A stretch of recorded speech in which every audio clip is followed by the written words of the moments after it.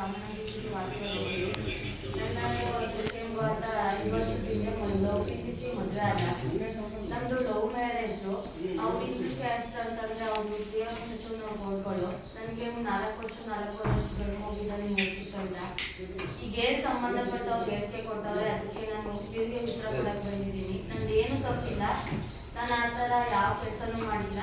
ಗಂಡ ಬೇಕು ಅನ್ನೋದಕ್ಕೆ ಯಾರು ನೆಗಾಡಬಾರ್ದು. ಪ್ರೀತಿಸಿ ಮದುವೆ ಆಗಿದ್ದೀವಿ, ಅಪ್ಪ ಅಮ್ಮನ ಮನೆಯಲ್ಲಿ ತೆಗ್ದಿದ್ದೀವಿ, ಮುಂದಕ್ಕೆ ತೆಗಿಬಾರ್ದು ಅನ್ನೋದಕ್ಕೋಸ್ಕರ ಅವ್ರು ಏನೇ ಕಷ್ಟ ಕೊಟ್ಟರು ಆತನ ಜೊತೆನೆ ಬಾಳ್ಬೇಕು ಅಂತ ಅವ್ರೊಂದು ಮನೆ ಮಾಡಿಕೊಟ್ಟಿದ್ದಾರೆ. ಅದರಲ್ಲಿ ಏನು ವ್ಯವಸ್ಥೆ ಇಲ್ಲ. ಆ ಮನೆಯಲ್ಲಿ ನಾನು ಒಂದು ಟೀ ಅಂಗಡಿಗೆ ಹೋಗಿ ಕೆಲಸ ಮಾಡಿಕೊಂಡು ಜೀವನ ಮಾಡ್ತಾ ಇದ್ದೀನಿ. ಆತ ಅಪ್ಪ ಅಮ್ಮ ಮತ್ತೆ ಆಕೆ ತಂಗಿದ್ರು ಯಾವಾಗಲೂ ಬಂದಾಗ ನನ್ನ ಹತ್ರ ಜಗಳ ಮಾಡೋದು, ಮನೆ ಬಿಟ್ಟು ಹೋಗೋದು ಹೇಳೋದು, ಇಲ್ಲ ಮನೆಗೆ ಕರೆಂಟ್ ಕಟ್ ಮಾಡೋದು, ಬಂದಿದ್ದು ಬರ್ದೇ ಥರ ಮಾಡೋದು, ಇನ್ನಿತರ ಜಗಳಗಳನ್ನು ಬಂದು ಮಾಡ್ತಾ ಇದ್ರು. ನಾವೆಲ್ಲ ಪ್ರಕಾರ ಸ್ಟೇಷನ್ಗೆ ಹೋಗಿ ರಾಜಿ ಮಾಡಿ ನಮಗೆ ಕಳಿಸೋರು. ಮತ್ತು ಯಥಾಸ್ಥಿತಿ ಅವ್ರ ತಾಯಿ ಬಂದ್ರೆ ನನಗೆ ಜಗಳ ಹಾಕಿ ತುಂಬ ಗಲಾಟೆ ಮಾಡ್ತಾಳೆ. ನನ್ನ ಮಗುಗೆ 2ನೇ ಮದುವೆ ಮಾಡ್ತೀನಿ ನಾನು, ನನ್ನ ಗಂಡ 3ನೇ ಹೇಳ್ತೀನಿ ನಾನು, ಅವ್ನಿಗೆ 2ನೇ ಮದುವೆ ಮಾಡೇ ಮಾಡ್ತೀನಿ. ಅದೇನು ಮಾಡ್ಕೋಗಿ ಯಾವ ಕಾನೂನು ಬಚ್ಚಿ ಯಾರು ಹೇಳೋರು ಅದು ಯಾರು ಬರ್ತಾರೆ ನಾನು ನೋಡ್ಕೊತೀನಿ ಅಂತ ಹೇಳೋರೆ. ಅವ್ರು ಏನು ಹೇಳಿಕೆ ಕೊಟ್ಟವ್ರೆ ಅದಕ್ಕೆ ನೀವು ಯಾವ ರೀತಿ ಪ್ರಶ್ನೆ ಕೇಳಿದ್ರು ನಾನು ಉತ್ತರ ಕೊಡೋಕ್ಕೆ ಹೇಳಿದ್ದೀನಿ.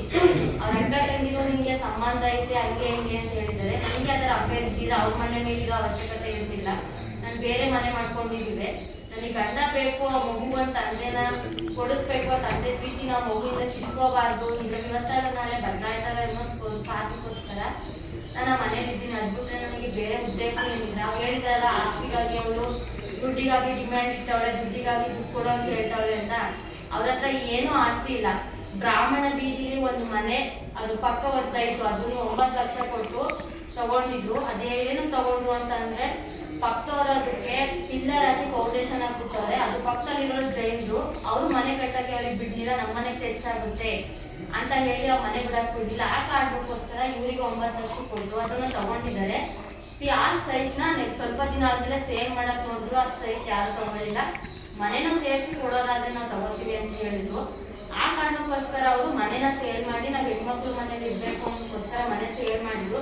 ಈಗ ದಾನ ಪತ್ರ ಬರ್ಕೊಂಡಿದ್ದಾರೆ ಅಂತ ಹೇಳಿದ್ರಲ್ಲ ನಮ್ಮ ನಾದಿನಿ, ಅದನ್ನ ಮೊದಲೇ ಮಾಡ್ಬೋದಾಗಿತ್ತಲ್ಲ, ಹೆಂಡತಿ ಮಕ್ಕಳಿಗೆ ಮಾಡ್ಬೋದಾಗಿತ್ತಲ್ಲ. ಈಗ 3 ಜನ ಮಕ್ಕಳಲ್ವಾ, 3 ಜನ ಗಂಡು ಮಕ್ಕಳು, ಹೆಣ್ಮಕ್ಳು 2 ಜನ ಹೆಣ್ಮಕ್ಳು, ಒಬ್ಬ ಗಂಡು ಮಗ ಅಲ್ವಾ, ಒಬ್ರಿಗೆ ಕೊಡ್ಬೇಕು ಅನ್ನೋದೇನು? ಅವ್ರ ಮಗ ತಾನೆ, ನನಗೊಬ್ಬ ಮಗ ಇದ್ದಾನೆ ಅಲ್ವಾ, ನಾವೆಲ್ಲಿಗೆ ಹೋಗೋದು ಹೇಳಿ ನೀವೇ? ಹೆಣ್ಮಕ್ಳಿಗೆ ಮನೆ ಕೊಡೋದಾದ್ರೆ ಗಂಡು ಮಕ್ಳು ಏನಿದ್ದಾರೆ ಅವ್ರ ಆಸ್ತಿ ಕೊಡ್ಲಿ ಅಂತ ಹೇಳ್ತೀರ. ನಮಗೂ ಇರೋದ್ ಮೇಲೆ ಬೇಡವಾ? ನನಗೂ 4 ವರ್ಷದ ಚಿಕ್ಕ ಮಗು ಇದೆ. ಆ ಮಗುನ ನಾನು ಎಲ್ಲಿ ಕರ್ಕೊಂಡು ಹೋಗಿ ಹೇಳಿ ನೀನೆ? ಆ ಮನೆ ಬಿಟ್ರೆ, ಆ ಸೈಡ್ ಬಿಟ್ರೆ ಅವ್ರ ಹತ್ರ ಬೇರೆ ಏನಿಲ್ಲ. ಆ ಮನೆ ಮೇಲೆ ಕೇಸ್ ಹಾಕೋ ಕಾರಣ ಏನು ಅಂತ ಅಂದ್ರೆ ಆ ಮನೆನ ಮಾರ್ತಾ ಇದ್ರು. ಆ ಮನೆ ಮಾರಿದ್ರೆ ನಮ್ಗೆ ಇದೆಲ್ಲೂ ನೆಲೆ ಇಲ್ದಾಗ ಆಗುತ್ತಲ್ಲ. ಇವರೇನೋ ಹೆಣ್ಮಕ್ಳು ಮನೆಗೆ ಹೋಗಿ ಸೇರ್ಕೊತಾರೆ. ನಾನು ನನ್ನ ಗಂಡ ಮಗು ಎಲ್ಲಿ ಹೋಗ್ಬೇಕಾಗಿತ್ತು. ಅದಕ್ಕೋಸ್ಕರ ಮನೆ ಉಳಿಲಿ, ನಮ್ಮ ಫ್ಯಾಮಿಲಿನ ಅದನ್ನು ನಾನು ಕಾಪಾಡ್ಕೋಬೇಕು ಅನ್ನೋದಕ್ಕೋಸ್ಕರ ನಾನು ಕೇಸ್ ಹಾಕ್ತೆ.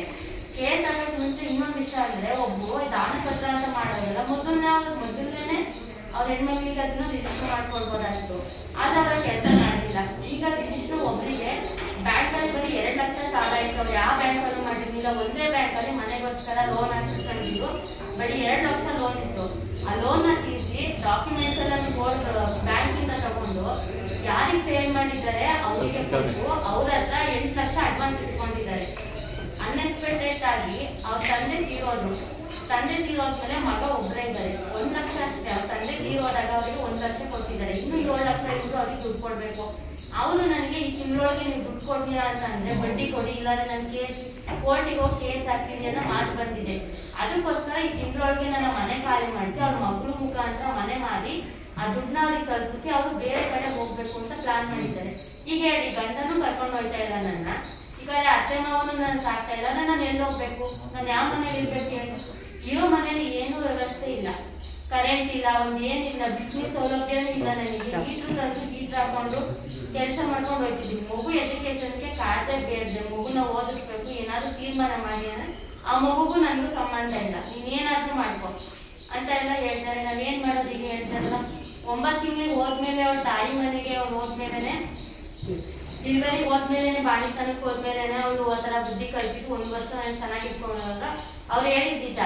1 ವರ್ಷ ಗಂಟ ಚೆನ್ನಾಗಿದೆ. ಯಾಕೆ ಅಂತ ಅಂದ್ರೆ ಆಗ ನಮ್ಮ ಅಪ್ಪ ಅಮ್ಮನ ಕಾಂಟ್ಯಾಕ್ಟ್ ಇರ್ಲಿಲ್ಲ, ನನ್ನ ಫ್ಯಾಮಿಲಿ ಯಾವ ಕಾಂಟ್ಯಾಕ್ಟ್ ನನಗೆ ಇರ್ಲಿಲ್ಲ. ಆಗ ನಾನು ಯಾರ ಜೊತೆ ಮಾತಾಡ್ತೀನಿ. ನಾನು ಪ್ರೆಗ್ನೆಂಟ್ ಆದ್ಮೇಲೆ ನೀವೇ ಬಾಣಿತನ ಮಾಡಿ ಅಂತ ನಾನು ಕೇಳಿದಿಕ್ಕಿಲ್ಲ. ನಮ್ಮ ಅಮ್ಮಂಗೆ ಹುಷಾರಿಲ್ಲ, ನಮ್ಮಮ್ಮ BP ಪೇಷಂಟು, ನನ್ನ ತಂಗಿದಿರೆಲ್ಲ ಕೆಲ್ಸಕ್ಕೆ ಹೋಗ್ತಾರೆ, ನನ್ನ ತಂಗಿ ಮನೇಲೂ ಮಾಡೋಕ್ಕಾಗಲ್ಲ, ನಮ್ಮ ಮನೇಲೂ ಮನೆ ನಮಗೆ ಬರ್ದಿದ್ದಾರೆ. ಮುಂದೆ ಅವ್ರು ಏನಿದ್ರು ನಾನು ನೋಡ್ಕೊಂತೀನಿ. ಜೊತೆಗೆ ಹಿಂದೆ ಸಾಲ ಇದ್ದೆಲ್ಲ ತೀರ್ಸಿದಕ್ಕೋಸ್ಕರ ನನ್ನ ಹೆಸರು ಬರ್ದಿದ್ದಾರೆ. ಅದು ಏನು ಸಾಲ ಇಲ್ಲ ಸರ್. ಬ್ಯಾಂಕಲ್ಲಿ 2 ಲಕ್ಷ ಸಾಲ ಬಿಟ್ರೆ ಬೇರೆ ಏನು ಸಾಲ ಇರ್ಲಿಲ್ಲ ಅವ್ರು. ನನಗೆ ಗೊತ್ತಿರೋ ಪ್ರಕಾರ ಅವ್ರು ಚೆನ್ನಾಗೇ ಇದ್ರು. 7-8 ಲಕ್ಷ ಇದು ಒಂದು ಸರ್. ಈಗ ಮನೆ ಅಡ್ವಾನ್ಸ್ ಇಸ್ಕೊಂಡ್ರಲ್ಲ 7-8 ಲಕ್ಷ, ಏನ್ ಮಾಡಿದ್ರು ಸರ್? ಅದು ಸಾಲ ಇದ್ದಾರೆ, ಸಾಲ ನಾನ್ ತೀರ್ಸಿದೀನಿ ಅಂತ ಹೇಳಿತ್ತು ಅಲ್ವಾ. ಈಗ ಮನೆ ಪತ್ರನ ಅಡ ಇಟ್ಟು ಒಬ್ರು ಮನೆಗೆ ನಿಮಗೆ ಕೊಡ್ತೀವಿ ಅಂತ ಹೇಳ್ಬಿಟ್ಟು 8 ಲಕ್ಷ ಇಸ್ಕೊಂಡಿದ್ದಾರಲ್ಲ, ಅದೇನ್ ಮಾಡಿದ್ರು ಅಲ್ವಾ? ಇದು ಕೇಳ್ಬೇಕಾದ ಪ್ರಶ್ನೆ. ಏನು ಕೊಟ್ಟಿಲ್ಲ. ಜೊತೆಗೆ ಅದು ಆನ್ಸೆಸ್ಟರ್ ಪ್ರಾಪರ್ಟಿ ಏನ ಮನೆ ನಿಮ್ ಗಂಡಂದು ಸ್ವಯಾರ್ಜಿತನ ಅದು ನಮ್ಮ ಮಾವಂದು. ಅಂದ್ರೆ ನಂಗೆ ಮನೆಗೆ ಬರೋದಿಲ್ಲ, ಬರಕ್ ಬರೋದಿಲ್ಲ. ಈಗ ದಾನ ಪತ್ರ ಅಂತ ಹೆಣ್ಮಕ್ಳಿಗೆ ಅವರ ಮಾವಾದ ಸ್ವಯಾಜಿತ ಏನು ಅಂತ ಅಂದ್ರೆ ನಮ್ಮ ಮಾವನ ಅಪ್ಪನ ಜಮೀನ್ ಇತ್ತು, ಅದನ್ನ ಸ್ವಂತ ಅಣ್ಣಂಗೆ ಮಾಡಿದ್ದಾರೆ. ಅದೇನಂದ್ರೆ ಹೆಣ್ಮಕ್ಳು ಸೈನ್ ಆಗ್ಲಿ ಗಂಡು ಮಕ್ಳು ಸೈನ್ ಆಗ್ಲಿ ಆ ಜಮೀನಿಗೆ ಆಗಿಲ್ಲ. ಅದೇ ದುಡ್ಡಿಂದ ಅಚ್ಚು ಕೊಡಕ್ ಬಂದು ಒಂದ್ ಹಂಚಿನ ಮನೆ ತಗೊಂಡು ಅದನ್ನ ಮುಟ್ಬಿಟ್ಟು ಈ ಮನೆ ಕಟ್ಟಿರೋದು ಅಲ್ಲ ಸರ್. ಈಗ 3 ಮಕ್ಳು ಅಲ್ಲ ಸರ್, 3 ಮಕ್ಳಿಗೆ ಸಮಭಾಗ ಬರ್ಲೇಬೇಕು, ಹೆಣ್ಮಕ್ಳಾಗ್ಲಿ ಗಂಡು ಮಕ್ಳಾಗ್ಲಿ. ಈಗ ಸಮಭಾಗ ಬರ್ಬೇಕು. ನನಗೊಂದು ಗಂಡು ನನ್ಗೆ ಆಸ್ತಿ ಬೇಡ ಸರ್, ನನಗೆ ಗಂಡ ಬೇಕು ಅಂತಾನೆ ಆ ಮನೇಲಿ ಇರೋದು ನಾನು. ಇಲ್ಲ ಸರ್, ಅವರು ಬೆಂಗಳೂರಿಂದ ಬಂದ್ರೆ ನಮ್ಮ ಮನೆಗೆ ಬರಲ್ಲ. ಅವರು ಬರ್ತಾರೆ 15 ದಿವಸಕ್ಕೆ, ತಿಂಗಳಿಗೆ ಬರ್ತಾರೆ, ಕೋರ್ಟಿಂದ ಬರ್ತಾರೆ. ಬಂದ್ಬಿಟ್ಟು ಅವ್ರ ಅಪ್ಪ ಅಮ್ಮನ ಮಾತಾಡ್ಸ್ಕೊಂಡು ಅವ್ರ ಅಕ್ಕ ತಂಗಿರ ಮನೆಗೆ ಹೋಗ್ಬಿಟ್ಟು ಹೋಯ್ತಾರೆ. ಹೊರತು ನನ್ನಾಗ್ಲಿ ಮಗುನಾಗ್ಲಿ ಮಾತಾಡ್ಸಲ್ಲ. ಎಷ್ಟೋ ಸಲ ನಾನೇ ಮಾತಾಡ್ಸಿದೀನಿ, ಅದಕ್ಕೆ ಅವ್ರ ಕಡೆಯಿಂದ ಆನ್ಸರ್ ಇಲ್ಲ. ಅವ್ರು ಏನ್ ಹೇಳ್ತಾರೆ ಗೊತ್ತಾ, ಏನೋ ಮುಕ್ತವಾಗಿ ಮಾತಾಡೋಣ ಅಂತಂದ್ರೆ ಪ್ರತಿಯೊಂದಕ್ಕೂ ವಿಡಿಯೋ ರೆಕಾರ್ಡ್ ಮಾಡುವಂಥದ್ದು ಇಲ್ಲ ಸರ್. ಮುಕ್ತವಾಗಿ ಮಾತಾಡೋಕೆ ಮಧ್ಯರಾತ್ರಿ 1 ಗಂಟೆ ಗಂಟ ಅವ್ರ ಮನೆ ಬಾಗ್ಲಲ್ಲಿ ನಾನ್ ಕಾದಿದ್ದೀನಿ.